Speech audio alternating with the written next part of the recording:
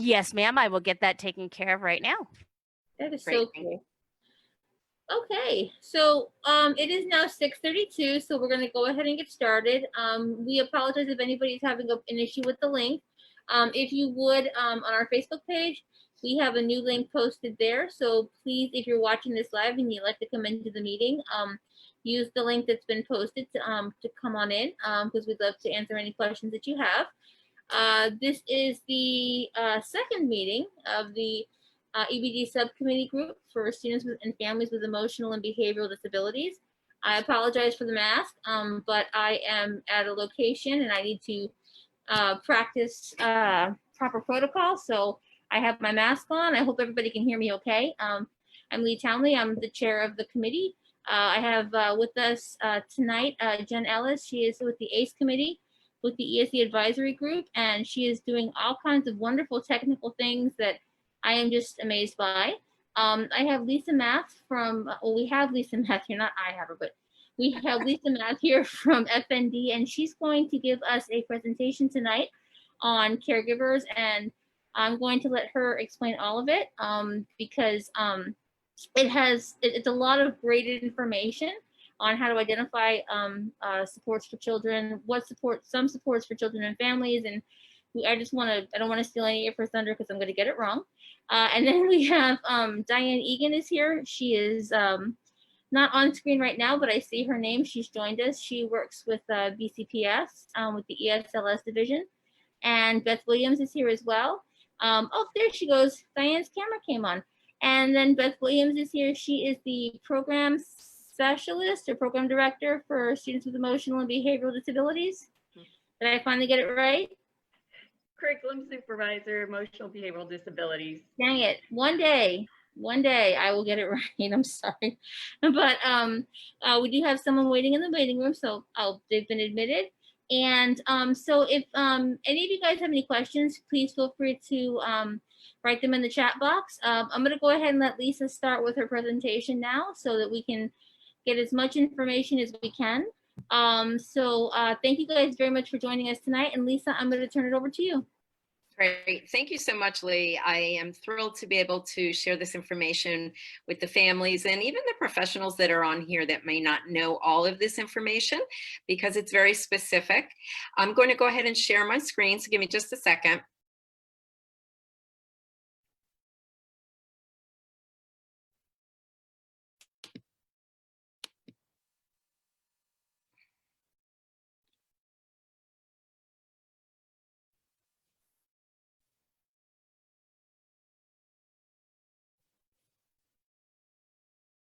There we go.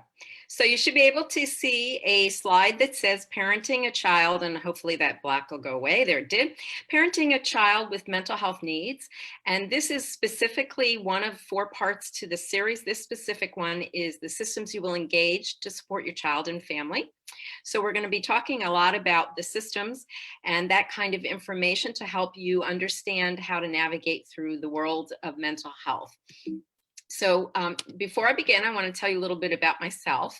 I am actually a parent of a young adult who has mental health challenges and medical challenges. So at a very young age was diagnosed with both and I had to learn how to navigate both of those systems of care without really any training, and really had to dig in, go to all the trainings in the community that I could find, go to workshops, go to conferences, and really become a very, very well-informed parent, because there wasn't a lot of information back when my daughter was young for children that had mental illness. So it was a real challenge as to what I needed to know. And with that, I spent many years, I gave up my career, spent many years becoming educated, taking care of her needs, becoming basically her point person for all of this supports and services she was receiving. And then eventually, as she was getting older and I found that I could go back to work, I decided to become certified. So I am now a certified recovery peer specialist. And what that does with my professional training and my lived experiences allows me to support families that are also struggling with children with any type of mental health or disability that needs services. And I've been able to parlay that into work in the field. And I love what I do because I'm able to support families just like those of you watching today. A little bit about my agency, Family Network on Disabilities, or as Lee was mentioning us as FND. We are a 501c3 nonprofit organization. We operate actually throughout the entire state of Florida. We are funded in part by the Department of Health, Department of Education, and the Substance Abuse and Mental Health Services Administration. Our agency actually began in 1985.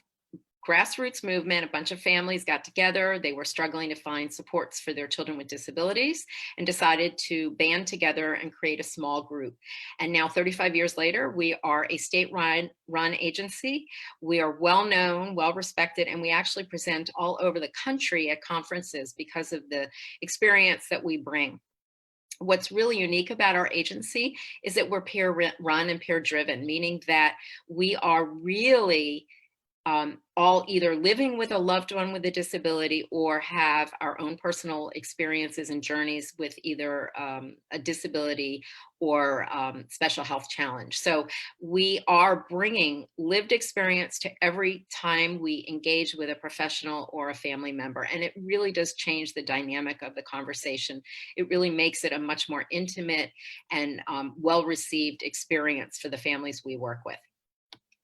I do need to say that we at FND are not attorneys or mental health clinicians or doctors. So that means we're not giving legal or medical advice in any of the presentations that we offer, but we do offer information, resources, support, and training at no charge to the families, educators, professionals, and providers that we work with. So with that being said, I'm going to go ahead and start. So we're going to again talk about the systems that you're going to be engaging with to get the supports you need for your children. And so these are the topics and the objectives I would like to get through with you tonight. Understanding the systems of care and the providers within each of them.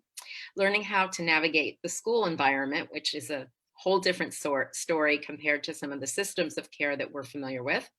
Creating relationships that will benefit your child, learning how to work with teams to support your child's needs, and to recognize the role you play in your child's life. So let's begin with those systems of care. So in this graphic, you can see I have numerous circles, each one representing a specific system of care. So the system of care approach was developed as a way to better serve children and youth with serious mental health conditions, and even to support their families. The goal is to provide the children and their families with the services they need in their homes and in the communities in which they live in order to require more severe or intense inpatient services. A system of care is not a specific type of program or treatment. It's actually an approach that combines an array of services and supports with the guiding principles and values that are sort of ingrained in all of these systems. So the services that are provided within the context of these values, and they are supposed to be community-based and family-driven, youth-guided, and culturally and linguistically competent. But most importantly, the services and supports are individualized to address the unique needs and strengths of that child and their family. Each system of care is going to develop their own guiding principles, but they all are aligned with these core values that I'm going to explain to you now. So the first is family voice and choice. That means that families and youth are actually playing a central role and are supposed to be participating in all decisions made for the child. So they are an equal partner in any conversation, decision, or team effort that is made on behalf of their loved one. They should incorporate natural support. So individuals being served can decide which natural supports they want to include. Who are the non-professionals in their lives that they want to have on their team helping to make those decisions? These systems should be collaborative, meaning that all of the systems and services should be working together in a coordinated manner, providing versatile collaboration, but making the most appropriate use of the funding. They should be community-based as well, meaning that they are based within the community in which those individuals live so that the persons can access them readily and not have to travel far distances. And I think one of our most important values is that it should be culturally competent, meaning that services are delivered with respect to cultural differences, special needs, any type of religious experience, or historic background that they may bring to the table, and that there should never be bias against any population being served. These services should all be individualized, as I mentioned before, meaning that one size doesn't fit all, that the goals of each plan that are created, whether it's a school plan or a treatment plan, should always be fitting the needs of the individual, be strength-based, based on the child and that family's needs and what they bring to the table, and should always be outcome-based, meaning that there needs to be a matrix of what the outcomes look like, and they should be measurable and used to reevaluate whether or not services are working and what needs to be changed. And if you take a quick look again at that graphic, you can see that some of the systems of care include mental health services, social services, education services, health services, medical, meaning medical, any substance abuse services, vocational services, recreational services, juvenile justice services. And if you also take a good look at that graphic, you can see that in the center is the family unit, meaning that all of those systems should revolve around the family being served. So let's talk about some of the providers of care in each of these systems that you may engage. Now, again, because we're focusing on the mental health, I'm going to go more in depth in that, but these are all providers and services that you may encounter in other parts of your life, and they may not even be specific to your child. They may actually be appropriate for you as adults as well. So of course we have our medical. We all know there's primary doctors, pediatricians, specialists, there's PAs and MAs and nurse practitioners. The list is very lengthy, but we're all pretty familiar with the medical system of care. The behavioral health system is very unique, and we'll talk again in length about that. So we have a psychiatrist who is actually the medical doctor prescribing the medications and making the diagnoses. The psychologists, who are not prescribing medication, but are licensed to evaluate the behavioral and academic performance of an individual. They can provide psychotherapy, provide one-on-one or group therapy, but again, they do not prescribe medications. A lot of people confuse the psychiatrists and the psychologists. Then we have our therapists, the licensed individual who can do treatment for physical, behavioral, and/or developmental disorders. We have licensed clinical social workers, again, to provide social therapy, behavior analysts that work specifically on therapy for specific behaviors. Then we have case managers that work with teams on assessing, planning, facilitation, care coordination, evaluation, and advocacy. And then we have peer specialists. So as I mentioned before, I have a CRPS, which is Certified Recovery Peer Specialist. So that was specific training and a state certification that I had to go through and take a state exam. And these are individuals that are throughout the behavioral health system of care that work to support individuals and their family members that are having struggles with mental health, but we are doing it with our lived experience as part of the involvement and the experience that we have with those we work with. So of course we have the education system of care. We all know that one well. And we have the insurance system. So the insurance system tends to have case managers as well, although we don't generally have them unless there's a very specific need. And of course, there are specific providers that are offering insurance services. We have our social services and government services. And those are things like vocational rehab, social security, disability services, any of the programs that offer like services for children like Early Steps and Fiddlers and things like that. And then we have our developmental disability population served by the speech, OT, and PT services. And of course, there are others. We have faith-based services and systems that are in place that help families. And then there may be other systems that we may be engaged with that we're not all familiar with. So it's a broad spectrum, but generally we have one involvement with at least one system of care, if not multiple. So I mentioned the behavioral health system of care is unique in that it's a little bit different in the way it's driven. It's not as coherent, if that's the right word, for individuals. It's not a straight line. We don't know specifically how things are going to play out, and there is a continuum of care. And so it's important to understand that this continuum starts with the least restrictive and goes into the most intensive level.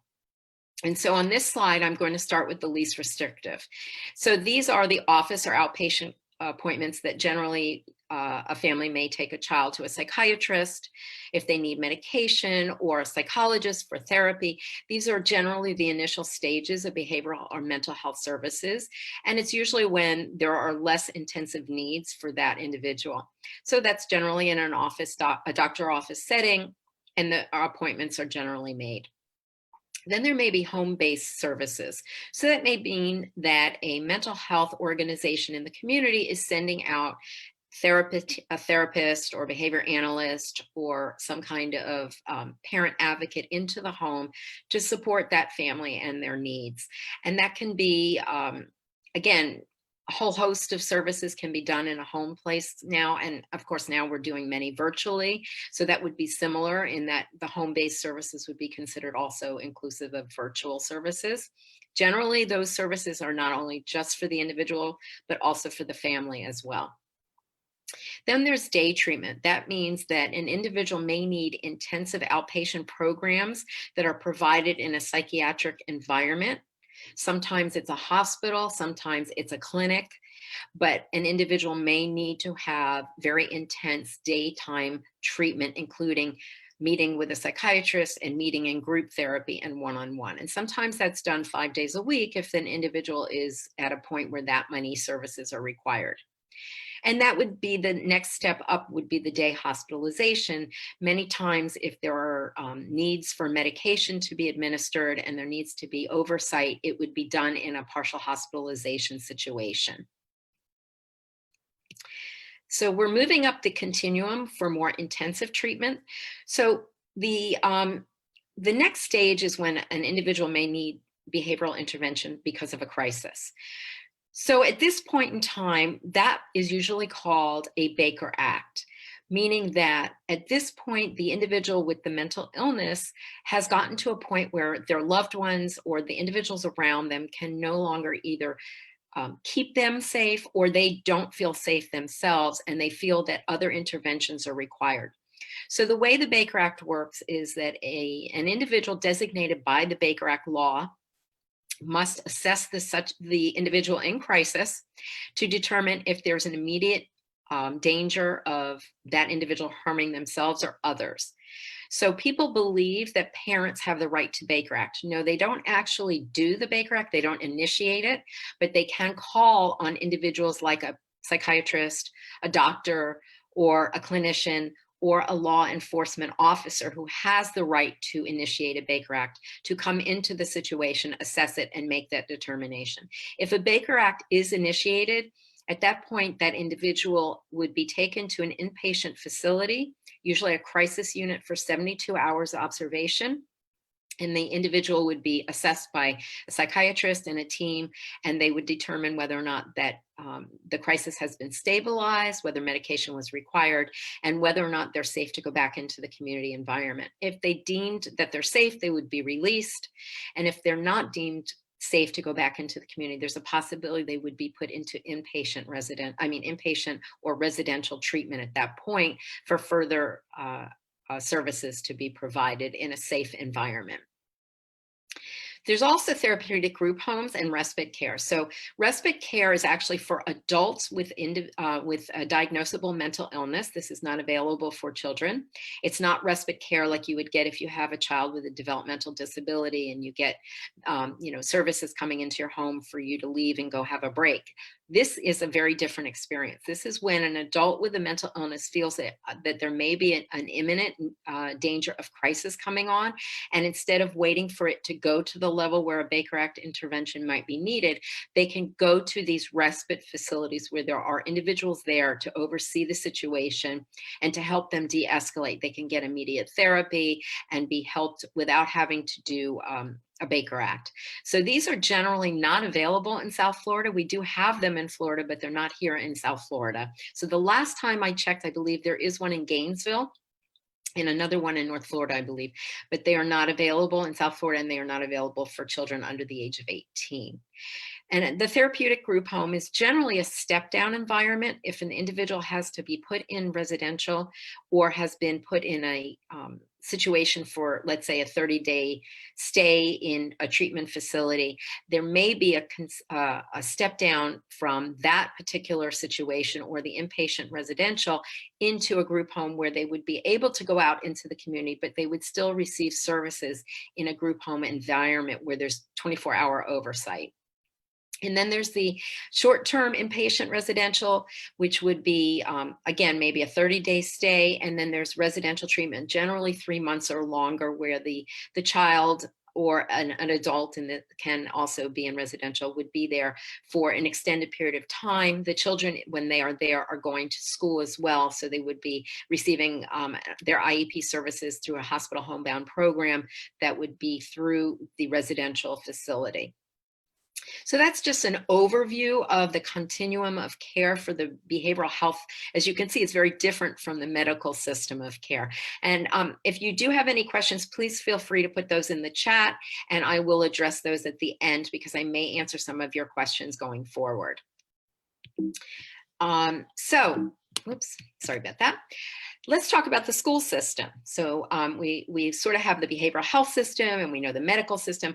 So the school system, for those that haven't been engaged for a long period of time, is very different than the other systems. Something to understand is that a medical diagnosis or a mental health diagnosis does not guarantee services in the school system. So that's really critical. Many parents are misled to believe that if my child has a diagnosis, I should be receiving services. And we don't provide services that way. The IDEA law mandates it in such a way that it must show that there's academic impact from that disability. And so we need to be familiar with the IDEA law and familiar with what are the 13 eligibilities, one of which is the EBD eligibility, the emotional behavioral disability classification. So that is available, and that is on, has been on many students' IEPs. And one of the things that's unique about that is that in many cases, they can receive additional services because of that classification. I'm going to talk about that in a minute. So with the school system, it's not a medical treatment plan that dictates the services. Of course, those of you in the audience may know it's the IEP or a 504 plan. Again, the documents are administered through the ESE team, and most of us are familiar with how that operates in the school districts. And of course, we know there is a process to receive an IEP or a 504 plan. You just don't automatically get it. There is a process that includes response to intervention, functional behavioral and assessments that are done, evaluations and assessments by professionals, both at the school level and possibly from outside clinical services, such as a neuropsychologist or clinical psychologist. And of course, there's input from families. And remember, I said that earlier, systems of care are driven by family and their input. So as I was talking about before, there are schools that are designated for those children that have EBD classifications. And those schools, as you know, are called center schools in our district. We have two of them, Whispering Pines and Cross Creek, one in the north part of the county, one in the south part of the county. They go from K to 12, and they have on staff personnel that are specifically trained to deal with behavioral challenges. They have a psychiatrist that is engaged with the services, and they have therapists that are on call for the students that are attending these EBD centers in case they need those services at the moment that they are there. So it's a unique environment. It's geared for those children that do have these emotional challenges or behavioral challenges. So it really is a very supportive environment to help their needs. There should be constant communication when you're in the school system with the teachers and the providers in the system that are working with your child, and that is key for the child's success. So parents need to be aware of that and be actively participating in all of that conversation. Also helping within your child's school and being involved with the PTAs or being involved in some way to support that school and being on campus is really critical for your child's success. I think the more parents are engaged in a school environment and understand how the school works, it helps for the communication between the teams that are working with the child and the parent to really go more smoothly. I will share with you that my daughter had an IEP from first grade all the way through 12th.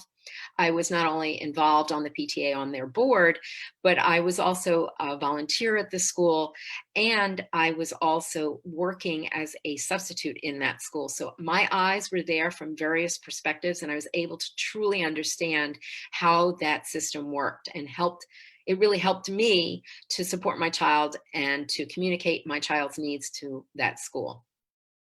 And remember, it's more than just the teachers that are working with your children. You want all of the people, whether it's paraprofessionals, the media team, the media specialists or the other specialists. Like, I don't know if all the schools still have music specialists, but art teams, whatever team is engaged with your child, be a part of that conversation, include them, let them know who your child is, because they are going to be eyes and ears for you in that environment.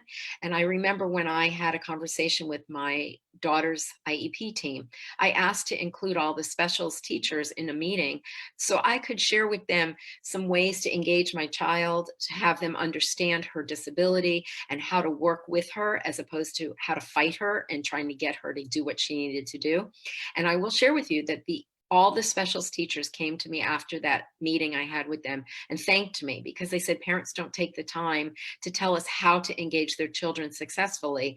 And it made all the difference. My daughter was so much more content in her environment, but the teachers were able to really bring her in and be more supportive and help her be more successful. So why do we need to create these relationships with not only the school system, but every system we're engaging with? And who are the people on these teams? Well, first and foremost, why do we need to create the relationships? For various reasons. First being is that it really does help to support you and your loved ones. And when I say create relationships, it's not only in the school environment, but throughout your life, whether it's with your community, with your faith-based organizations, with any of your social networks, because all of that is going to support you and make you stronger so you can support your loved one that needs the strength and the energy you're going to have. You need your fail-safe backups too. And remember, there are safety nets when you have supports in place. I'll give you an example. Unfortunately, my child at one point needed medical intervention and I had to rush her to the hospital, and I needed somebody to walk my dog. Well, had I not had supports in place, nobody was going to be able to walk the dog for me. So again, you want to create safety nets so that if your family does have a crisis, if a child needs to be rushed to a hospital or something needs to redirect your energy, you've got somebody you can rely on. You also want to create safety nets so that you can check with other families to see what resources they have, what supports they are recommending if they have similar experiences. It also helps to know other people that are living the similar life that you're struggling with, because it really does feel like you're being heard. And you want maybe to have some legal protection so you can talk with other families who may or may not have had legal issues or challenges getting the services they need. And so again, you want to be able to have that as a backup if you need that information. And even to take a break for caregiving. Sometimes as a caregiver, we need to take a break and we need to have those systems in place. I will tell you that I could not rely on teenage babysitters to manage my child. It was not going to work. And I knew that. So I always had to have adults who were more sophisticated and more able to manage something if it was a problem. And so I had to create a system of supports that I would not have normally had to have in place just so I could take a break. And again, if you have siblings and you have a crisis and you have to rush one child to a hospital, who's going to support you to take care of your other kids when you're in crisis? So who should you turn to? Well, think of your friends as parents. Think of your child's friends. Who are they connected with that you might be able to connect with their family members? What about your neighbors? What about team sports friends and colleagues? Aftercare connections, community centers that you're engaged with in the community, for example, the YMCA or the JCC, any people that you are taking your child for lessons, let's say a tutor, or you may have a child in a sports program. Any of those people can be part of your support networks. School staff, don't forget that many teachers nowadays, not unfortunately now, but many of them would babysit on the side or help out on the side and tutor on the side. These are great supports. Again, you can turn to your faith-based organizations. There are many times they have support networks internally, respite care, or even support groups just online. That helps a lot too. It may not be being able to help go out when you want a babysitter, but just to go in the other room, put on the computer and get on a support group and talk with people who truly understand what you're feeling makes a big difference. So when I say working with teams, I'm generally talking about within each system, there will be a team. So we talk about the IEP team. We talk about a treatment team for behavioral health, or you may have a team of doctors if your child has a specific medical need. So there are teams in every sense of the word in every part of our life. And so what are the rules? Because we don't really get a handbook on how to engage with these individuals. But I think if you really think about it, if you consider yourself an equal partner at the table, it really changes the dynamic. And so some of the things that you can keep in mind is that you have the right to demand the courtesy and respect that you would give everyone in that room. And you can expect that. You have the right to say, I don't understand, or I don't agree, and ask questions or say no.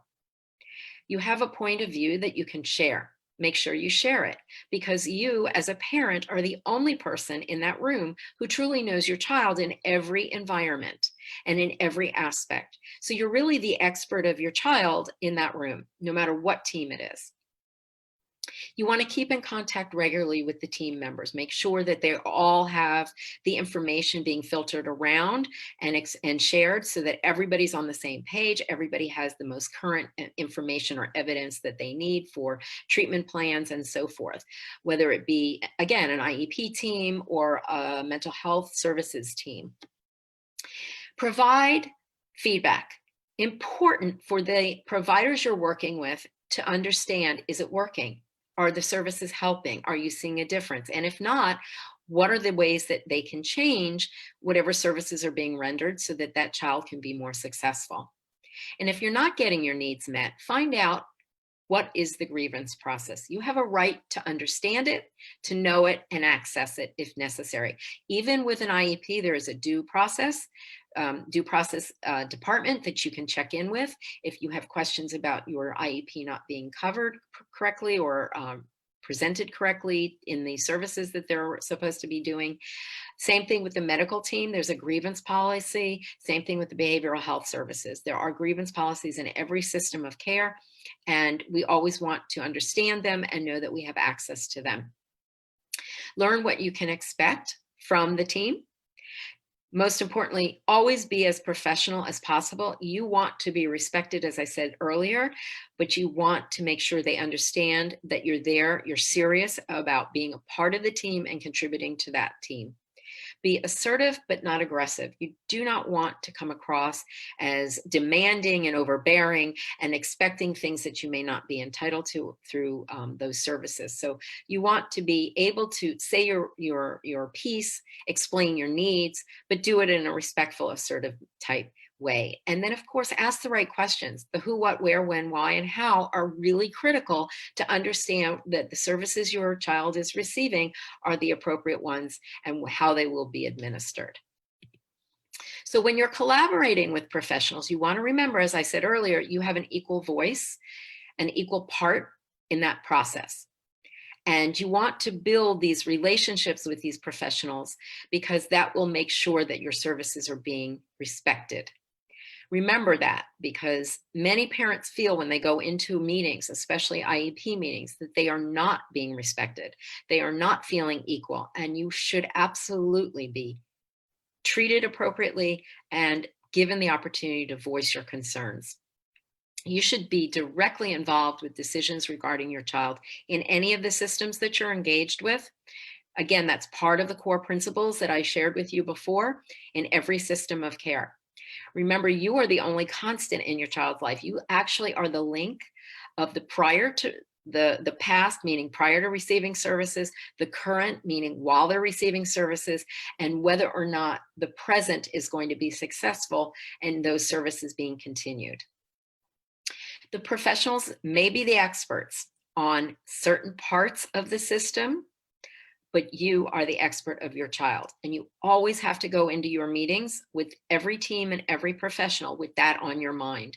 You are bringing something to the table that no other professional in that room can offer. You want professionals to explain everything and to explain their decisions for their treatment or for their denial of the treatment.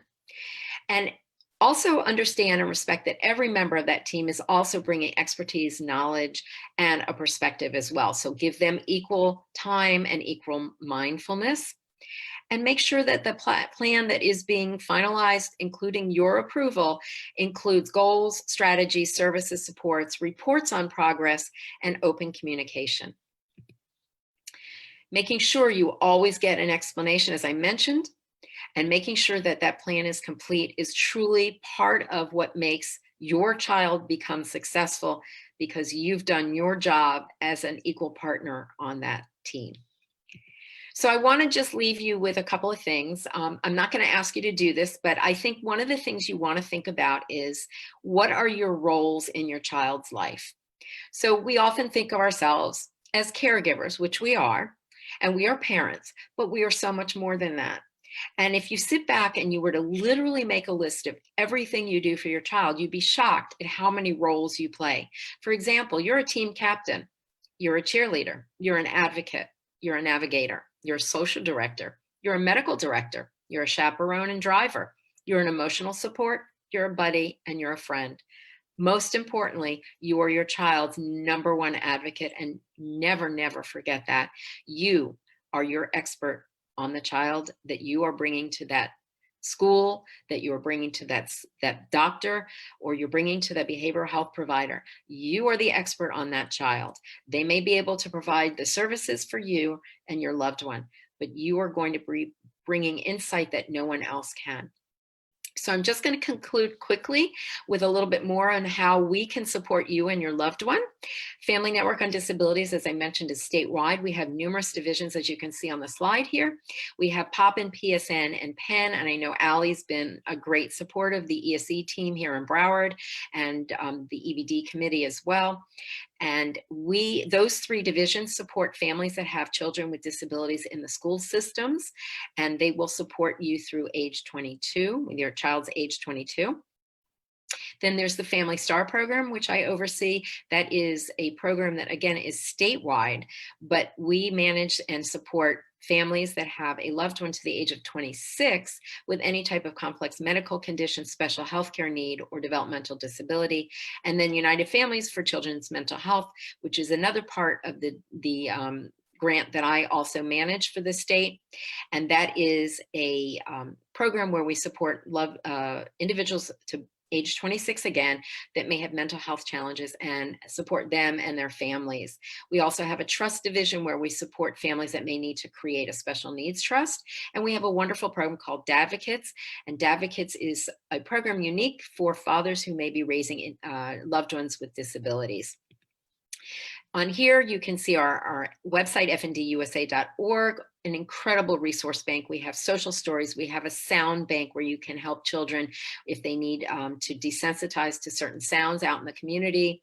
We have downloadable and printable resources in both English and Spanish on a whole host of issues within several systems of care, the school system, the medical health system, and the mental health system. We also have an e-learning system, non-accredited FND University, where you can go at your own convenience and take classes on how to be the best advocate and understand the system of care.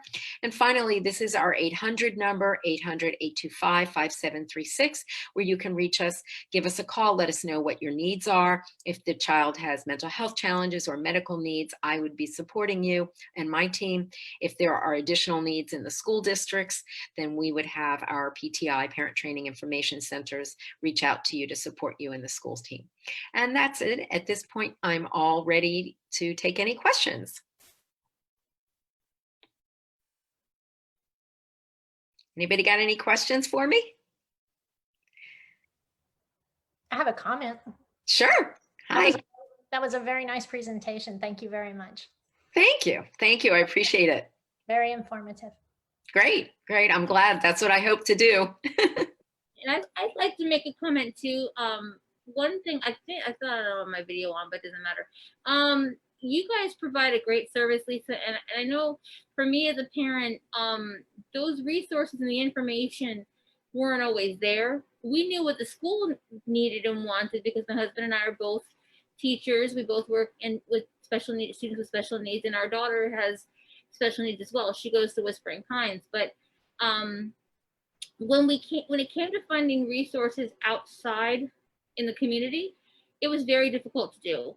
And so anybody listening, I really encourage you guys to contact F&D if you need supports, because those supports really can make a huge difference in how your home is running, how you feel, how your child feels, and it really does make a difference. So if you feel like you need something and some kind of support, please reach out to F&D. They have a lot of great information. Thank you, Lee. I do want to say that I do work a lot with families that have children with mental health diagnoses, and the biggest part that they're looking for is camaraderie and support to know that they're not alone. And I do a lot of that peer support. It is really hard to parent children with disabilities. And I think children with mental health disabilities, there's another layer because it's an invisible disability. And many times it's not understood, and parents feel very pushed aside or made to feel like they don't know what they're really dealing with. I know before my child was diagnosed, parents were telling me, oh, you're just being too critical of your child, or I was being told by family members, I'm just looking into problems that don't exist. And I was starting to question myself. And until I was able to get confirmation of my child's challenges, I really felt like something was wrong. People were thinking I was the one that had the problems that were making me uncertain of what I was thinking I saw. And I think part of the challenge, as you mentioned, it's really hardly when you have children with any type of disability, but again, anytime you have an invisible disability, it's really, really hard because people are judging you, not understanding what your child is really faced with or what they're going through. And many of these behaviors are explosive or unpredictable and can be frightening. And it's hard to be out socially when that's happening. So, many times parents feel very isolated. So it's really critical. I talked about building those teams. Social teams are really important when you have a child with a disability. Absolutely. And you find out who your true friends are when you have a child with an emotional and a behavioral disability. You really do. So and does anybody have any of our participants have any questions for Lisa? You gave us such great information. I'd like to ask you back if I have you on the spot. Maybe one time when we finally get to 2020, and when we're in a new year and we reset everything. So any information you can give to our parents is greatly appreciated. Sure. No, I'd be happy to come back. And, I have no problem if you would want me to do this one, or I have many other workshops I can do. I think it's really important to educate parents as much as possible. I absolutely understand when a family member feels like they just don't know where to turn. And so we want to support those family members as much as we can. I know, there are resources out in the community that we can connect people with. And the fact that we don't charge for our services, as so many other mental health services do not charge as well, we are certainly happy to bring those connections to those families. Can I share something personal with you, Lisa? Sure. I did contact Family Network on Disabilities. I have a child with chronic illness and also mental health issues. And we were at the point that you mentioned where we didn't know where to turn. And the turning point was when we contacted Allie from Family Network on Disabilities. And she gave us a very good education. As this all came on suddenly in middle school when my child had an accident. So we were not in the system before then and didn't know how to dive right in let's see, that was 8th grade. So Allie really educated us on how things work quickly and hooked us up with some resources that completely turned the situation around. And now we have a stable system in place for the last 2 years where we hadn't been able to get an IEP and he was failing everything. We got a good IEP in place and got straight A's the last 2 years. I am so thrilled for you. That is awesome news. And I know Allie very, very well. In fact, I just got off the phone with her a few minutes ago. And she's a gem in our community. I absolutely adore her. She actually was the one who recommended me for this position at FND. So I'm very grateful. I've known Allie in other capacities, worked with her in other agencies. I'm so thrilled to hear your story had a good outcome. And it's not over. It's an evolving story, as you will know. But I think what's important is the message that when you get the right services and you get the right information and education, you will have so much more positive experiences for you and for your child, because you want your child to be successful. And that's the bottom line. We're working to try to make these children healthy, both emotionally and physically. And, you know, academically is important.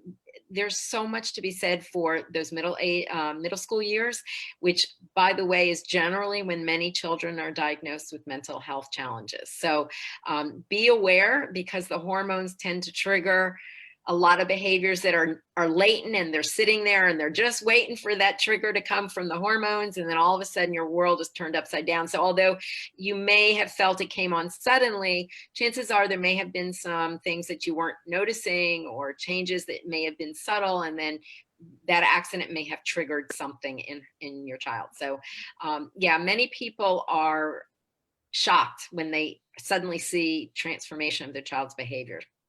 For us, it was 5th grade, and all of a sudden it was right around FSA testing.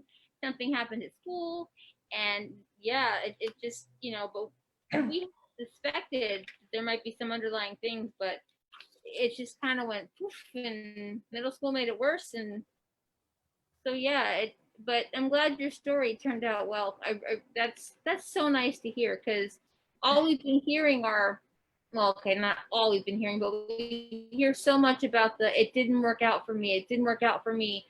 You know, please help me. And, you know, the fact that you have a positive outcome is wonderful. So thank you for sharing that. Yeah, Yes, absolutely. We didn't even know how to get an evaluation or an IEP in place. And then within just maybe 4 months after meeting with Allie, we got all that, even over the summer. And he started school with an IEP. So that's awesome. And I do want to say something about mental illness. And I don't know how many families on this are watching that may have just started the journey down the behavioral health continuum care. But there is recovery in mental illness, and people are fearful of a diagnosis. But, you know, I think we need to recognize that mental health and physical health are not different. We shouldn't be treating them different. They're part of the same body. They're part of the same systems. They're interwoven. I mean, if a person is not feeling well, generally physically, they're not going to be mentally feeling well either, and vice versa. Many times mental illness comes with physical illness, and there are things that we can do to help these individuals be successful, to be stable, and to be productive. And I also have a story similar that my child had a rough period of high school, middle school. It was really, really challenged for many years. And because she's an adult, I'm mindful of what I share with her, share about her, because she's an adult and it is her story. But I will say that my husband and I were very, very overwhelmed throughout her journey. She is a young adult now, and she's turned to stone and is able to work, and got certified as a graphic designer, and has talents that she's being able to use. And so we've seen, we went from the depths of despair, where it's pretty frightening, to be able to have really, really good conversations with a young adult and feel, like life is stable. So I want to give you all hope to say that it's not a death sentence when a child gets a diagnosis. Yes, and Lisa, thank you. That's a wonderful story. And I will also say I'm a licensed clinical social worker, I see that. therapist in private practice, and I'm not exactly uneducated about mental health. And if it was that hard for me, knowing what I know about mental health, I can only imagine when you've had no education on mental health and have to come up against this and don't know how to take it from there. But from my perspective as a therapist, I thought your presentation was fabulous. Thank you. Oh, that even gives it another level of kudos. I feel so much excited. Like, wow, a real professional sitting here saying, "Yay, this is good." I'm here as a parent. That's all. You're accepted by by the professional community. Yay! Yay, I've been validated. Absolutely. That's what I'm looking for. Sorry, the day's been, that's not right. The day's been kind of long, and I'm sometimes the words don't come to you after you've been working inside of a school building for 8 hours. So now that we're all going back to school, yay! Any words of advice while we have you on the phone, Lisa, for those parents who may be listening, who the students are going back after 7 months of being at home? Yeah. Yes. And I think it's really, really important that everybody needs to understand that this is a process that we're all experiencing for the first time. There are no parameters, there's no boundaries, there's no protocols. It seems like it's pretty challenging, but realize something, that children are very resilient. They're probably going to do a lot better than we think. Now, there are going to be children with severe disabilities that are going to be impacted differently. But for the most part, I think children are really learning to adapt more than probably those of us that are older and having a rough time with this. And I include myself in that. But I do want to say something about this. I think, if nothing more, that this was a really great opportunity for growth. And I know that sounds strange, but I have seen this experience, this pandemic, and everything that has come with it as a real growth experience. I know it sounds overwhelming. I know there are many people that may be watching that have had horrible experiences, loss of job, loss of loved ones. I had a dear friend die of COVID. Yes, this is not easy. But nothing about life is ever easy. We don't get a guarantee in life, but we do have to take the opportunity to grow from it. That's on us. That is our responsibility to say, look at the changes, look at how my child has adapted.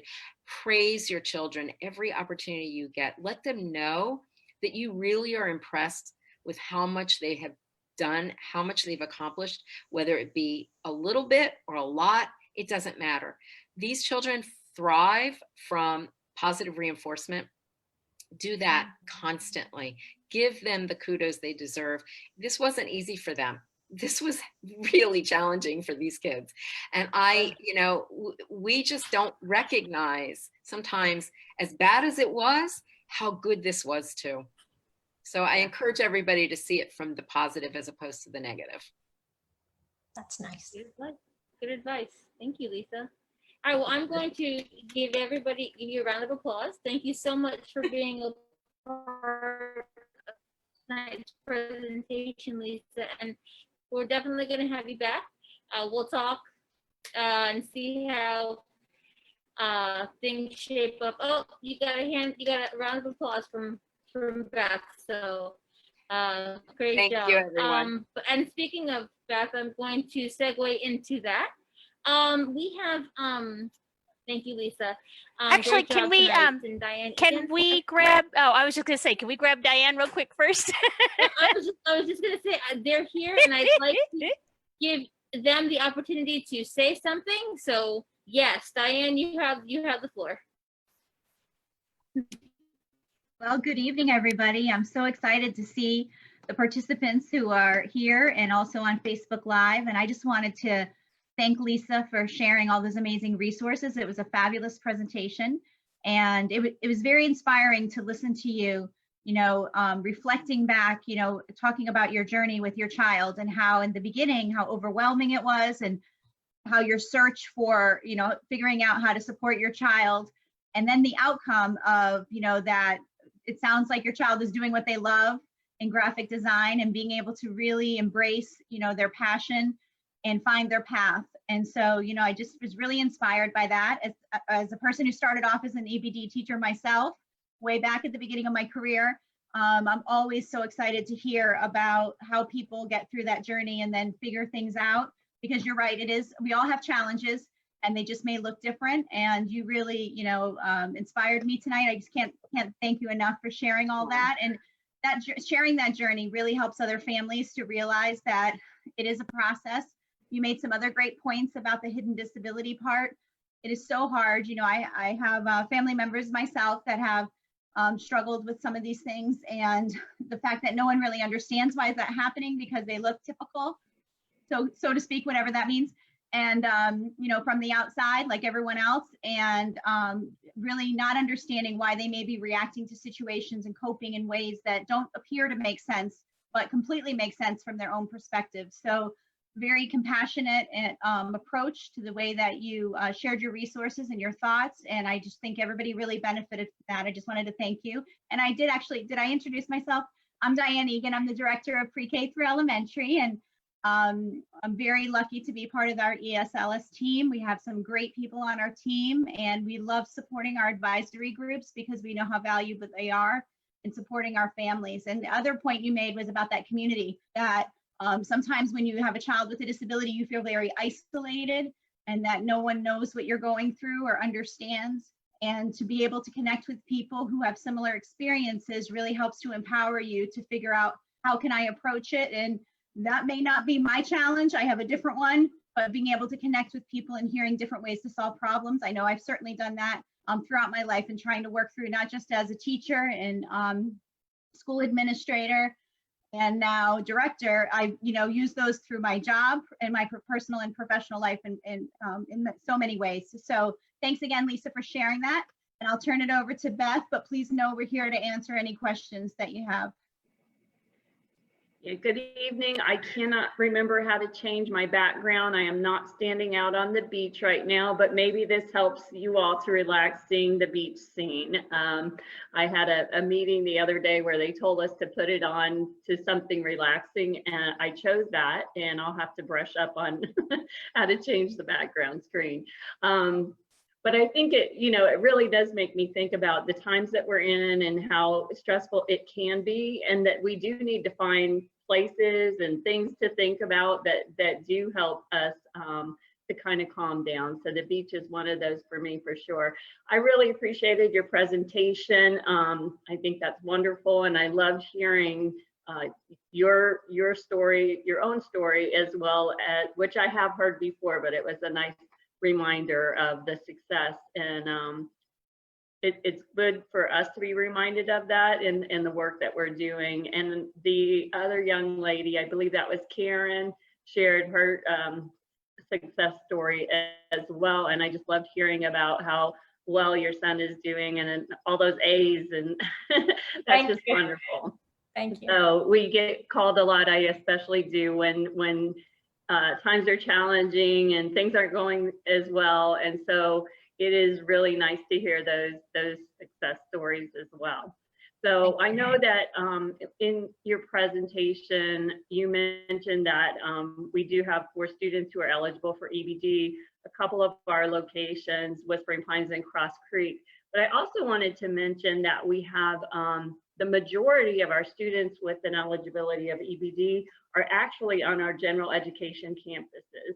And so They receive their services through their IEPs, through the support facilitator, the family counselor, our ESLS counselor that works with them there, and others. And then we do have 7 elementary programs, our EBD special programs, at 7 of our sites throughout the district. But I'm proud of the fact that the majority of our students actually are in general education and do rather well in the general education setting with the supports needed. So Diane, I didn't know if you wouldn't mind sharing. I know we don't have the recording yet, but we had a really neat event yesterday evening. And would you be able to share how at some point maybe we could get the link to that for this group? You're on mute. That's like the famous words we say to everybody these days. You're on mute, you're on mute. So yes, I don't know if any of you had the opportunity to participate last night. We did an event from our ESLS department, and that stands for Exceptional Students and Learning Supports. During the day, we actually did a session for principals and school support staff, our ESC specialists, our autism coaches, and anybody they wanted to invite, because we know that people are dealing with so many challenges as they're trying to figure out how to open schools in a way we've never opened schools before. So even after 30 years experience of being in the school system, I still don't quite know how to do it under these conditions, but we are all a work in progress and trying to figure it out and face whatever challenges we have. So we first did an event so that we could share with our school staffs, at least our school support staffs. And then we opened our evening event, which was very similar, the same information, just some tweaks because of different audience. But we opened the evening and did the same thing for families in the community. During the day, we had, I think, around 400 people participate. And then at night, we had about 250. So we were excited to be able to do that. And it was also recorded. We were so busy today because we're really working on reopening and getting everything prepared for school. So we didn't get a chance to send that recording out, but we do plan to do that. We will share it in as many ways as we can. We have to go through certain steps with, what's it called when it's accessible? Sorry, I can't think of the word. I can't think of the word. It has to go through our PPO department, so it's posted correctly. So we can't just throw out our own stuff. So we will get it out to hopefully by tomorrow morning. And so if you did not have the opportunity to take advantage of it, you'll be able to watch the recording. And also there was a PowerPoint and there were some great topics in there. We talked about, my favorite topic of the night is about mask wearing. We talked about that. That was in our ACE presentation, which is already up. which is where I stole the idea from. So, so they can already watch that. That's already available. Yes, so they shortened it for this meeting, but I did watch it during the ACE presentation, and I was so impressed that of the work they did there that I wanted to bring it to a larger group because I figured a lot of people could benefit from it. And the focus of it was not something that I had really wrapped my mind around. And even though we do have a district mask exemption policy, our goal is really to help our students know how to do things independently outside in the community, because that's what helps them to be able to access everything like everybody else does. When I think about it, they talked in that presentation about, when our kids didn't know how to use the potty, we didn't just quit and say, oh, well, I guess you're never going to know how to do that. So, I remember Gary Griegel used to tell me when I was trying to potty train my kids, Diane, no one walks down the aisle, still in diapers, so get over it. So I did, and they're all potty trained, they're adults. So it was just kind of a reminder, even though I know that, it was good to hear it. So we did share, that was part of the presentation. We talked a lot about, why it's so important to teach them and not just focus on the exemption, but really teach them the skills so that they can access the community and everything else. Trying to think of the other topics. We talked about some behavioral strategies. Pam Torelli did some behavioral strategies about things to think about as we're trying to get children to re-enter school. And we know that for some children, that's going to be quite a challenge because it's really been since March 13th when we walked out of school. We walked out of school that day. We had no idea we weren't coming back. I think about that day all the time, the meetings I had that day and what we were talking about. And then by that evening, it was like all awash. It was a whole new approach to life that we'd never even considered. So, for many of our children, coming back to school is going to be quite a challenge, and they've never again, come back during a pandemic, because this is new to all of us. And that's going to look different. It's not going to look exactly like school looked before, and everybody's going to be wearing these masks, and they're not, sorry about the dog, and they're not, and they're not going to, you know, feel that it's normal to them. You know, it's not going to be what they're used to school being like. And then there's children who are coming in for pre-K and kindergarten that may never have been in school before. So this is even stranger. And so there are a lot of things that we have to be thinking about. So she did a great job on that part of the presentation. We talked about what a day in the life looks like. We gave some samples of what that looks like for pre-K students, for children in special programs, for children in our Gen Ed population. And we kind of highlighted some different ways school will look like from pre-K to our transition students, our adult students who are deferred from graduation, so that they can take part in some of our work preparation programs. So we tried to, you know, give a good smattering of a lot of different things that people are thinking about. And we'll certainly send out that link and the PowerPoint so that you guys can take advantage of that if you haven't been able to already, or if you want to go back and revisit it. Thank you. I wasn't able to participate, so I needed Diane to share that. I got sent to other meetings. Beth was holding down the fort in another area, so unfortunately she couldn't be there for that, but we were grateful that she took part in the other meetings to help us get that meeting off the ground. Do you all have any, of course not student specific questions, but any questions that are more general that we can maybe answer for you? Lee, did you, I'm trying to look over in the chat. Let's see. Yeah, I didn't see any questions in the chat. I just want to say overall, if you can address just, I know that the schools are doing everything that they can to get ready. Is there anything specific that we've done to support our students with EBD to help them transition back? So one of the things we're doing right now is to try to work with the 2 EBD centers in particular, as well as our 3 IND centers. And right now we're focusing on this center to try to get, we've been rolling out a training that we created on non-physical interventions that are evidence-based to, you know, during this time, we don't want to use physical restraint more than ever, right? We never want to, but when we have a situation that rises to the level where our criteria is met, which is imminent risk of serious injury or death to the student or others, and we might be in a position where we need to use restraint, we do have staff trained in professional crisis management. But we wanted to try to put some things in place to even avoid having to use that in any case possible. And so we had a staff member who used to work in Broward County, and she worked a lot with our EBD center population, and she moved away, and the district that she worked in prohibited the use of restraint. And so when she came back to us, she has helped us develop this training, and she is our lead person to roll the training out, be our lead presenter. And so as of now, we train some groups at both Whispering Pines and Cross Creek, to be specific regarding EBD, and involving the behavior support staff, other support staff members, and like the principal, assistant principal, those folks.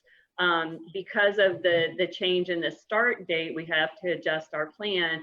We're looking to also roll it out with the classroom-based staff, because if you're going to work on change in mindset, we want to do it with everybody involved that's working with students. And so what we did even today was part 2 of that training with the first group that it was rolled out with, to do some site-specific scenarios. So we wouldn't do a group with the Quest and Whispering Pines, for example, because the types of behaviors that folks are going to be dealing with are very different. And so today's group was focused on, at Whispering Pines and Cross Creek, for example, of just meeting with them and their teams to talk through scenarios that they do encounter. And, you know, we have a form that we use to try to think through other ways of maybe managing the situation, addressing those intense behaviors, and maybe being able to avoid the use of restraint, because staff certainly don't want to do it. And we, in general, we just wouldn't want to, but especially now. So I know we're doing those things. The schools are working a lot on, you know, they have their PPE and they're meeting with their staff in great detail. Colleen Stern is the principal at Cross Creek. She and her ESE specialist, Marina Trevisan, were on the panel last night in the session that Diane was speaking about, to talk about how they are preparing for the return of students with the particular needs that they're addressing. So Diane, do you think of other things that might help with that question specifically, and how we're getting ready to go back? Yeah, so all along since March, we've been, I think they started in March, we've been providing weekly networking sessions, which has been one of the things I call our COVID benefits. We've been able to meet with staff more than ever because we can do it virtually. We learned a new skill, and we're able to reach out not just to one school. You know, before our staff, we have staff that go out and support schools. We have staff that provide professional development, parent services, all these different areas. But it was limited to either the people you could get out to a training, you know, away from either the school building or after hours, or, you know, going from one school at a time. But we were able to do some amazing work, and I'm really proud of it. And that was these networking meetings that we set up. So we've continued that into this year. And so every day during the week, we meet with different groups. We canceled them this week because we know teachers and staff and schools need to focus on getting their schools up and ready, and we wanted to make ourselves available. But up until now, we've been offering these weekly sessions, and sometimes we meet with our special programs teachers, our ESE specialists, our support facilitators, our SLPs. You know, we have a different group, pre-K, we always give them a special moment. And so we have all these small groups, and we've been doing mini sessions of sometimes presentations, and then the opportunity to network and share ideas. And it's just really had an amazing impact on our schools. We've had a lot of great feedback. My staff sends me great comments when they get them because they know it's my favorite email to read. And so we've been very lucky to be able to reach out and provide more support and staff development than we ever have been able to, because we were able to kind of break down the walls of you know, our school environment. I'm laughing, I'm saying break down the walls, and I'm looking at Beth on the beach. So it's a little distracting, Beth. I want to join you on the beach. So we're really excited about that. So it's hard to name all the training that we've done, because each and every week the program specialists that we have that support schools, they collaborate and put all those ideas out there and support each other in delivering that. And when I spoke to the girls who presented the mask things, they had kind of been infusing, not just them, but other groups too, had been infusing some of that work into their sessions. Unfortunately, I don't get to always attend their sessions, even though, again, it's my favorite time to watch teachers network and grow. But they had started putting it out that way. And then when I saw them present it at the ASD meeting, that was when I thought that this needs to go to a bigger audience, because so many people could benefit from it. So we've been supporting all along the way, and we continue to, you know, we'll continue that work because we realize what an impact we've been able to have. Lisa, go ahead. No, I was just to say, I see the IND side of it. It's great to hear that you guys are doing this on the EBD side of it. And that makes me, I'm thrilled to hear that, because I know some of our parents who have been there before have had concerns about training, especially for ESPs. They received training over the summer. I know the IND pairs did. So, you know, the fact that we've been able to do all of this and get this information out is wonderful. And Lisa, I'm sorry, I'm gonna let you talk. I'm sorry. No problem. Lisa, were you gonna? Oh, yeah.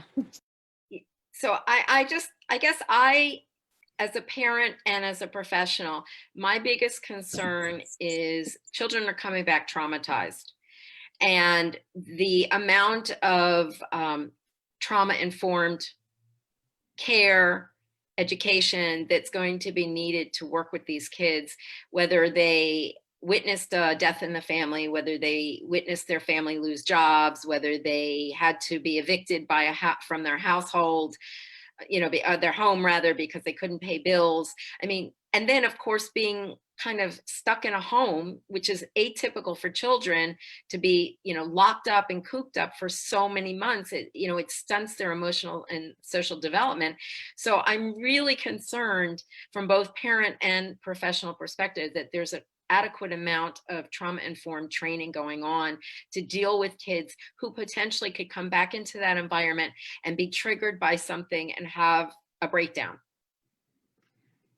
Yeah, and that's an excellent point.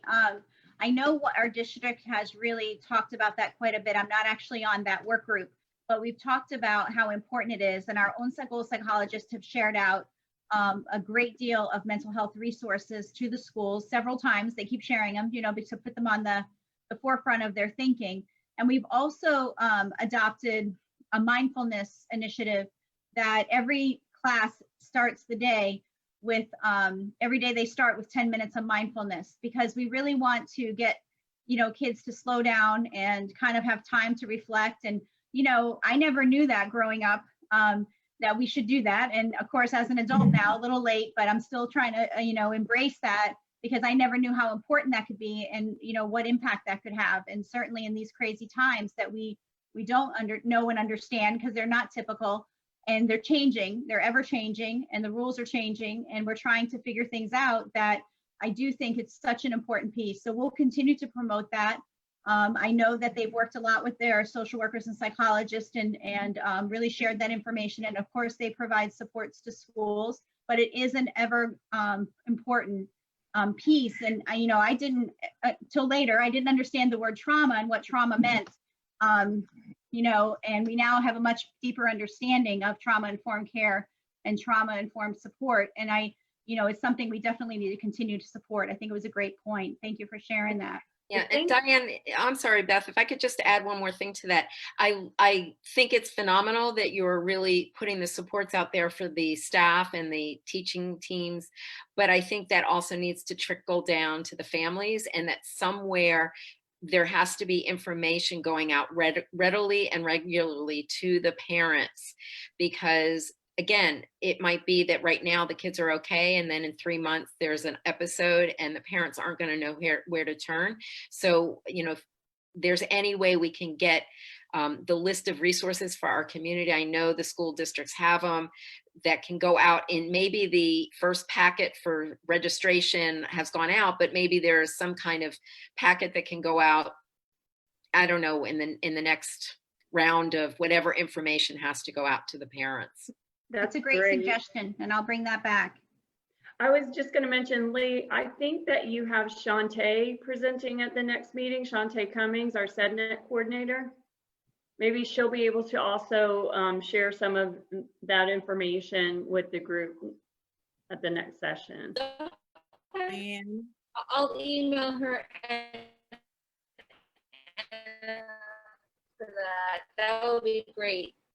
Anything we can do, like Lisa said, to get the information out to parents, because we've been talking in school about the behaviors of the kids coming back to school, but when the kids go home, because their routine is different, their day is different, they're going to start having possibly behaviors at home as well, and parents are going to need that information. So we really need to get anything out there that we can. So I'll ask Shantae for the next meeting if she can, and then anything you guys can do on the district side to get the information out to parents is great too. And any resources are good resourses. So yeah, absolutely. Okay, I'm gonna ask, would anybody like to, my internet's kind of sluggish, I'm sorry. Would anybody like to add anything before we close out? Because it's almost 8 o'clock and I want to honor everybody's time. And I see Carla, would you like to say something? But can you hear me? You're very quiet, but we can. Yeah. Can you hear me if I, yeah. I Yes, just ma'am. was not looking all cute, so I was trying to, whatever. Oh, you're fine. Okay, just a lady. Look good to us. Diane, what is your role? I'm so sorry, I don't really know it. Are you the person that we reach out to if we have an issue with an administrator, or is it the same streamlined thing where we have to go through a principal first, or have you all shortcutted that because of the pandemic and because things may be urgent where we may need the district's involvement? So the reason I'm asking you is because I am an attorney and I've gotten several calls about several things. And I'm not even a special needs advocate. They just know I have a special needs child, which I am an advocate because of that. But then they automatically come to me and I'm like, I don't know where to send them. Now, not only that, I had an incident at my son's school and we haven't even gotten to the building yet. So you're talking about what you're doing for parents and talking about what you're doing for teachers, but are you all talking to the administrators? And I'll tell you the story really short because I know you guys want to go and watch the Carla, gator. I mean, as an attorney, we don't talk about specific names and locations. Oh, absolutely. I've been in the game a long time, so that's You why know, I'm not even naming. those. I'm not even naming my son's school. I've been around. Jen Ellis knows me well. Hey, I'm not Carla, even naming my son's school because my son's school is actually phenomenal. just My be point aware, is, it's streaming on Facebook Live, just in case you Yeah, didn't. well, yeah. and another thing, no, I'm kidding.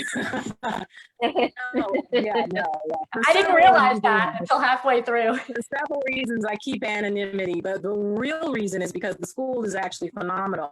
But when I tell you this slight story, and thank you, ladies, for reminding me of that. But yeah, I information on a need to know basis.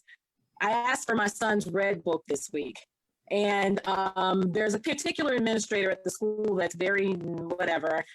And she told me no, even though other students had the red book. The red book is the ESC book that students use. And they didn't give it to him when we came and picked up the books to go home. And they kept saying, well, go back and get the book. And then after a while, they said, don't get the book. But the point is, something that small and that simple became an issue where it didn't need to be an issue. Because when they asked him for his book again this week, I said, you know what, I should go get that book. When I called the school, this particular administrator was like, well, he doesn't need the book because they covered on the thing and blah, blah, blah, blah. And I said, but other students have the book and they ask him for his book. And what if we don't have electricity one day, or I decide to, I don't know, teach him from the beach? He needs his book just like every other child has that red book. Why is this a discussion? We're in the middle of a pandemic. I got to get you to stay on point for this. He's getting a book, whether I have to talk to the principal, go to the district, because now something so small has become a ridiculous issue. Do you know what I mean? Mhm, I mean, you're talking absolutely. about helping the parents, but the staff and the administrators need to be told to be reminded. I mean, she literally gave me a complete, backlash and no, miss this and that and the other and blah, blah, blah. I said, listen, you know me and you've known me for a while and I'm very nice, but he's getting a red book. I mean, I just can't even understand how you think that if other children have it, then my child's not going to have one. And I said, and I'm appalled that you even are making this an issue, like an issue. So of course I was able to get my red book, but not without frustration, not without controversy. And that makes me afraid for sending my child back to this school where I'm like, well, the teachers are awesome, but now I'm looking at the administrators. Are they aware of the pandemic? Are they caring about the pandemic? Or are you all talking to them about the pettiness or even expressing to them the need to be way more accommodating than they normally would be? Because to get a no on a book that should have been given to him in the first place was incredulous to me. It was appalling. And then I've gotten 2 calls this week. One principal saying, and this was actually Palm Beach, I'm sorry, not Broward, where it's a Down syndrome child and they're gonna kick the child out because he won't keep on his mask. And another child is saying the anxiety, what are you all doing about this? This is a mess. I don't even know what to say. I'm so glad I'm not in your shoes. I can't tell you. Well, we absolutely love our jobs, first of all, and we love the work that we do. Both Beth and I have been in the working with students with disabilities for over 30 years, I think. And but not in the pandemic shoes. Yeah, you got a great job. I wanted your job, but not now. Well, we learned from Lisa. We have to roll with the punches and figure it out, and that's what we do. But I'm sorry that I had some personal, frustration with dealing with an issue that you felt should have been small, and it became large for reasons that don't make sense. At face value. I don't have all the details. I know you said you kind of shortened it to not go into any specifics about anybody in particular. I asked for a red book that he was entitled to. That other right, and I certainly. certainly do understand that. So I'll talk a little bit about my role. I supervise supervisors who go out and support schools. They have a group of schools, two groups of schools that they work closely with that are aligned with principal directors. I don't supervise principals or schools directly. I supervise programs. So but that being said, so they have a different division that they're supervised by, that they have directors, but we do work collaboratively. I was a former school administrator. I know our administrators very well. We actually, just to let you know, we get on the principal call every time and we speak about ESE issues. We get on the assistant principal's call. We speak about ESE issues. We invited all our administrators to participate in our informational session to kind of talk about some of the things and the challenges that they're dealing with. So we are very cognizant of supporting all of our school staff, not just our teachers, our ESE specialists. We also want to support any support staff or administrators that support our students as well in each school. And then I also supervise our fiddlers group, which has various functions. So when a complaint comes through or concern, I do direct that to my supervisor because they have a direct relationship with the schools and they have school support teams that go out and support them. And they will work collaboratively to help resolve an issue that needs to be addressed. And I'm going to turn it over to Beth because she's one of those supervisors, so she can probably elaborate on that. So, we always take I'm familiar with the process, having been, like I said, I know Jen, my son is, old enough now, not going to get into his age, but the point is, I've been around for a long time. I don't, I know that you guys have been doing a great job. I think Broward County is doing one of the best jobs probably in the country. I honestly believe that because my son is a miracle and Broward County teachers has a lot to do with that. I come from a background where my mom was a teacher and my cousin was a principal and uncles and aunts. I come from that world. I was at the dinner table as a child, you know what I mean? So I get that. But what I'm saying is, are you all streamlining it? Like, can we get to you quicker? Because these are things that are going to have real answers real quick.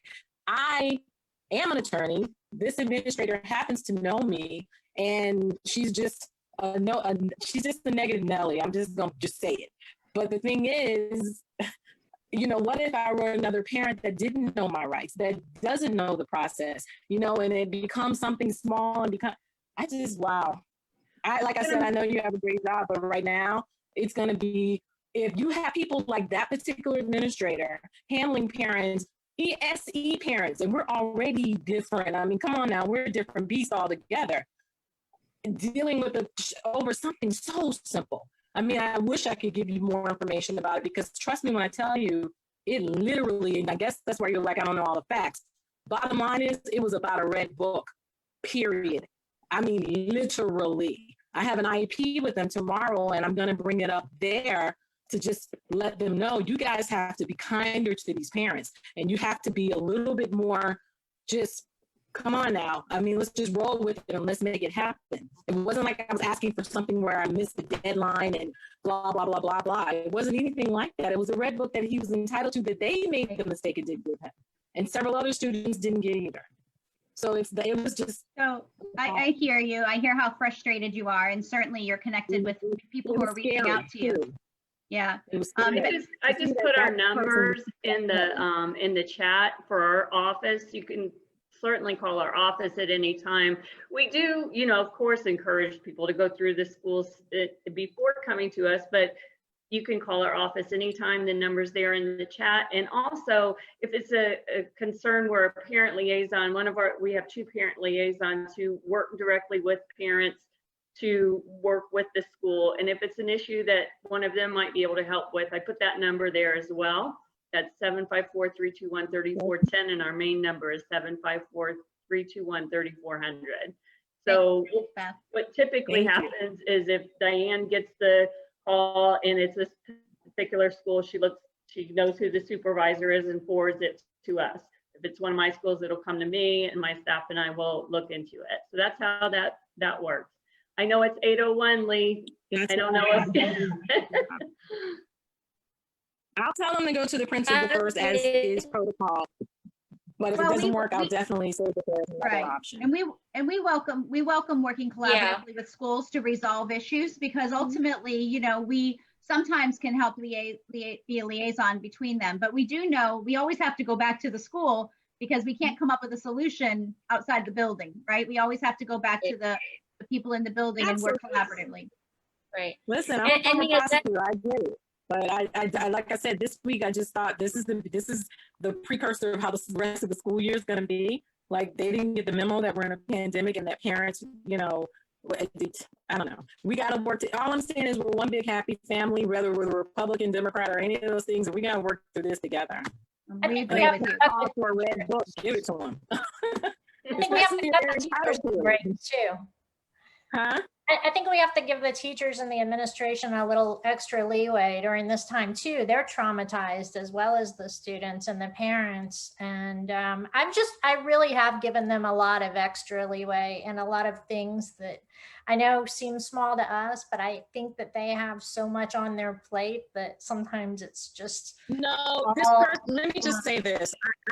I don't disagree with you at all. And like I said, that's why I prefaced it by saying, and I know that this is one reason why I very seldomly even go to the administration or the district or any of those things, because my mother was a teacher, my father, my stepfather, the whole family. I get that.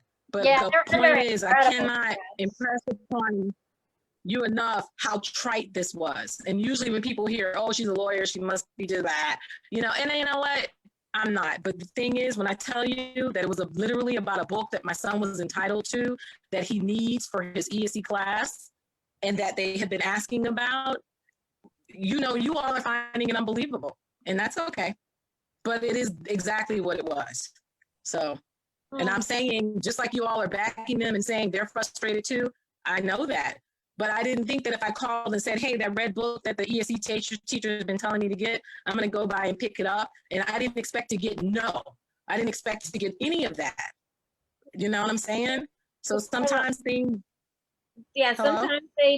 sometimes, and I don't mean to cut you off. I've got about 2% left on my battery. I've got to close out before we all get cut off. But and you know, and sometimes it's a bad day, sometimes it's a bad person. You know, that's why we're here. So the one thing I was going to say was I put my email in the chat box. If parents come to you and they're looking for a resource, you can always give them the ESE advisory email. And you can always give them my email as well. We forward those concerns to Beth and to anybody else who needs to receive that information. So, you know, we this way we can, you know, use the parent liaisons. We can network. We can help support.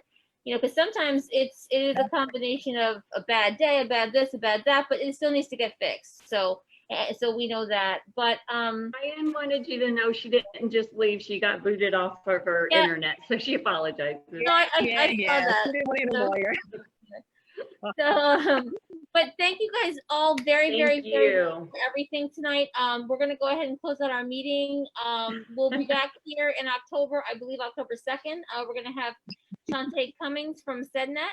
I'm going to get better with my introductions and get your title right, Beth, and Diane as well. And please, and we'll hopefully won't have the technology problems. We'll have all the links right, and you know, we'll have a lot of great information again. But good luck to everybody who is on the call, who's watching for the start of school on Friday.